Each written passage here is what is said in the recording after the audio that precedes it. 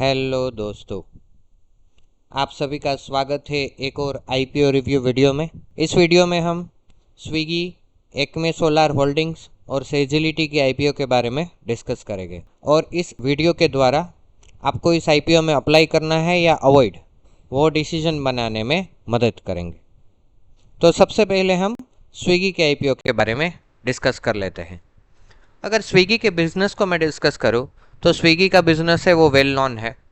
वो एक food delivery product है और उसके साथ साथ उनका एक इंस्टामार्ट भी है जो जेप्टो और ब्लिंकिट और वो जो सारे प्लेटफॉर्म्स है राइट, उनके जैसे ही स्विगी इंस्टामार्ट है जो फास्टर ग्रोसरीज के वो डिलीवर करने में मदद करते हैं।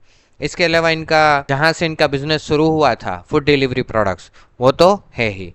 अगर हम आईपीओ के डिटेल्स के बारे में डिस्कस करें तो आईपीओ डेट जो है वो 6 नवंबर टू 8 नवंबर रहने वाला है। अगर प्राइस बैंड की बात करें तो 371 टू 390 पर शेयर होने वाला है। अगर आप अप्लाई कर रहे हो तो आपको 390 पर शेयर पे अप्लाई करना चाहिए क्योंकि वो इसकी कट ऑफ प्राइस है। अगर हम टोटल इश्यू साइज की बात करें तो वो है 11,327.43 करोड़।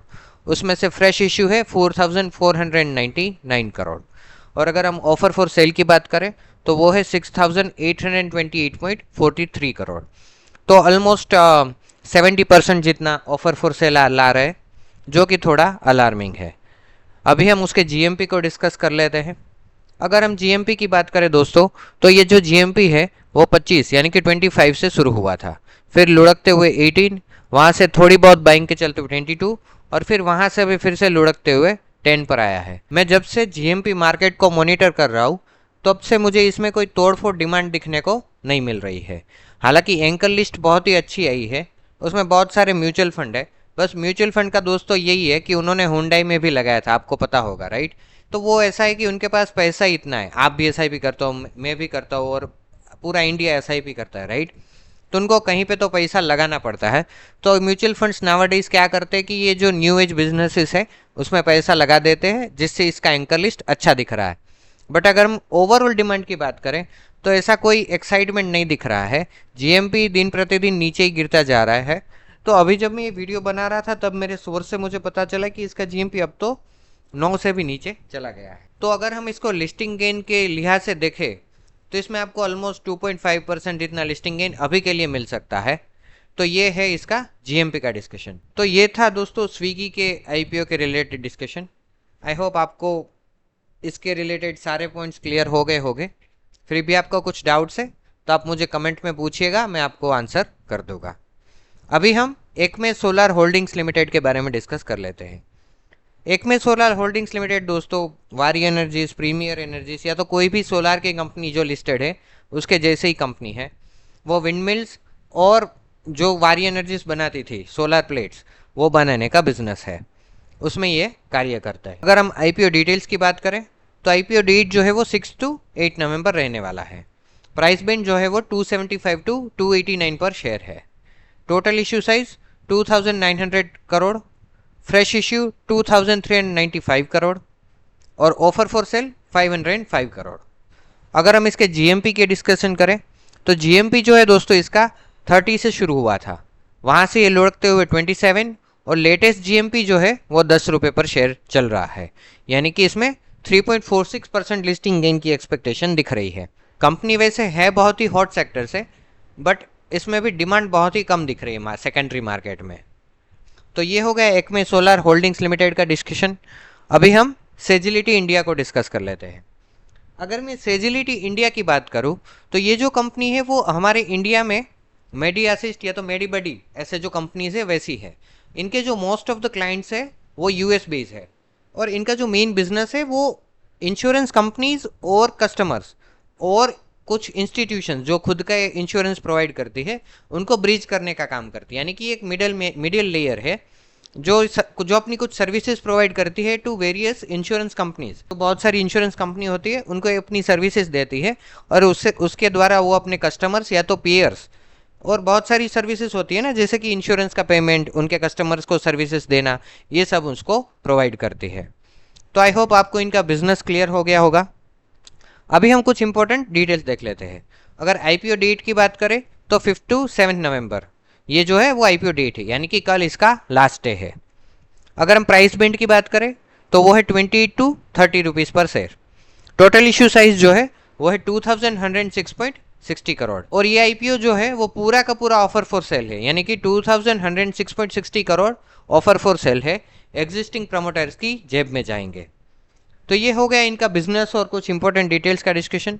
अभी हम जीएमपी देख लेते हैं। अगर हम जीएमपी की बात करें दोस्तों तो ये 3 रुपये से शुरू हुआ था और फिर वहां से गिर के अभी 0 चल रहा है। तो इसमें कोई डिमांड नहीं है, कोई ग्रे मार्केट यानी कि सेकेंडरी मार्केट में इसका डिस्कशन भी नहीं कर रहा और कोई इंटरेस्ट भी नहीं दिखा रहा कि मुझे इसका एप्लीकेशंस परचेस करनी है। तो ये हो गया सेजिलिटी इंडिया का डिस्कशन। आपको अभी तक के जितने भी डिस्कशन है उसमें कोई भी क्वेरी है तो कमेंट में डालिए, मैं आपको उसका आंसर करने में मदद करूंगा। अभी हम ये डिस्कस कर लेते हैं कि आपको इन आईपीओज में अप्लाई करना चाहिए या नहीं, या तो मतलब मैं आपको कुछ ऐसे पॉइंट्स बताऊंगा जिससे आपको अपना डिसीजन बनाने में आसानी रहे। तो पहले हम स्विगी को डिस्कस कर लेते हैं। तो दोस्तों कंपनी जो है इसके मैंने फाइनेंशियल्स देखे, बहुत ही पुअर है और एकदम ही लॉस मेकिंग कंपनी है। अभी तक इन्होंने कोई प्रॉफिट नहीं किया है और इसके ऊपर आपने देखा होगा कि ऑलमोस्ट 70% तो ओएफएस है जो इसके अपोजिट में जाता है। अभी अगर मैं डिसीजन की बात करूं तो अगर आप as a long term investor हो और आपको इसका बिजनेस अच्छा दिख रहा है, लॉन्ग टर्म में ये कंपनी अच्छा कर सकती है जैसे जोमेटो ने किया था, तो आपको अगर इसका बिजनेस अच्छा लग रहा है तो मेरा ऐसा सजेशन है कि आप लिस्टिंग तक वेट कर लीजिए। ज़्यादा से ज़्यादा क्या होगा दोस्तों इसमें कि 2-3% ज़्यादा महंगा आपको परचेस करना पड़ेगा, इससे ज़्यादा तो कुछ नहीं होने वाला। तो अगर आपको लग रहा है कि आप लॉन्ग टर्म इन्वेस्टर हो और आपको ये कंपनी का बिजनेस अच्छा लग रहा है और आपको इसमें इन्वेस्ट करना ही है तो आप अभी से मत अप्लाई कीजिए, इसको लिस्ट हो जाने दीजिए, फिर देखिए कि इसको कैसा रिस्पॉन्स मिल रहा है और उसके बेसिस पे आप अपने शेयर्स परचेस कर सकते हो। क्योंकि अभी से परचेस करके 2-3% अगर महंगा भी मिल रहा है तो मैं उतना महंगा लेने में मुझे कोई हर्ज नहीं दिख रहा है। अगर हम एकमे सोलार होल्डिंग की बात करें तो कंपनी जो है वो दोस्तों बहुत ही अच्छे सेक्टर से, बहुत ही हॉट सेक्टर से, बट इसके वैल्यूएशंस जो है वो बहुत ही हाई है।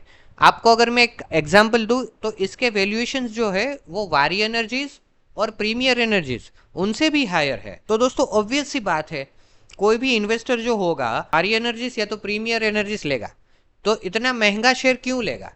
तो इसके अल्टरनेट ऑप्शंस बहुत है और यही वजह से इसका जो सेकेंडरी मार्केट में पिटाई हो रही है जीएमपी में, वही रीज़न है क्योंकि बहुत ही महंगे वैल्यूएशंस पे कंपनी ला रही है। तो इसके जो कॉम्पिटिटर्स है वो मल्टीबैगर पोटेंशियल वाले हैं, तो इसी वजह से ये बहुत ही अच्छे सेक्टर्स के होने के बावजूद भी पिटाई हो रही है क्योंकि बहुत ही हाई वैल्यूएशन पे कंपनी आ रही है। अगर हम सेजिलिटी की बात करें तो सबसे नेगेटिव पॉइंट है इनका कंप्लीट ओएफएस। इसमें कोई डिमांड नहीं है दोस्तों, एक तो ओएफएस है और 0 डिमांड, और अभी तक 2 दिन हो चुका है, दूसरा दिन है जब ये वीडियो बना रहा हूँ। इसके सब्सक्रिप्शन फिगर बहुत ही पुअर है, मतलब लोगों को इसमें कोई इंटरेस्ट नहीं है। तो मेरा ऐसा मानना है कि अगर आप इसको अवॉइड करना चाहते हो तो कंप्लीटली अवॉइड कर सकते हो। ऊपर के दो स्विगी और एकमे सोलार थोड़े बहुत लिस्टिंग गेन दे सकते हैं, बट मेरा ऐसा मानना है कि इसमें भी अगर आप परचेस करना चाहते ही हो तो आप इसको लिस्टिंग होने के बाद देख सकते हो। एकमे सोलार दोस्तों अगर आप देख रहे हो तो मेरा ऐसा सजेशन है, इससे तो अच्छा आप इसके कोई भी पीयर्स को देख लो, फिर फाइनल डिसीजन जैसे मैं बताता हूँ आपका ही होने वाला है। अगर अब हम मेरे व्यू की बात करें तो मैं तीनों की तीनों आईपीओ जो अभी तक हमने आईपीओ डिस्कस किए उन सबको अवॉइड करने वाला हूँ क्योंकि मुझे कोई भी आईपीओ इतने एक्साइटिंग नहीं लग रहे हैं। बट दोस्तों आप अपना डिसीजन अभी तक हमने जितना भी डिस्कस किया उसके बेसिस पे ले सकते हो। तो दोस्तों इस वीडियो में इतना ही।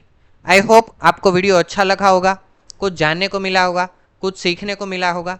अगर ऐसा है तो आप हमारे वीडियो और चैनल को अपने फ्रेंड्स और फैमिली के साथ सब्सक्राइब कीजिए। और अगर आपको अपना डीमेट अकाउंट खोलना है और अपने अलॉटमेंट चांसेस बढ़ाने हैं तो मैंने डिस्क्रिप्शन में एक लिंक डाला है, उसको आप रेफर कर सकते हो। Signing off for now, thank you very much, please take care.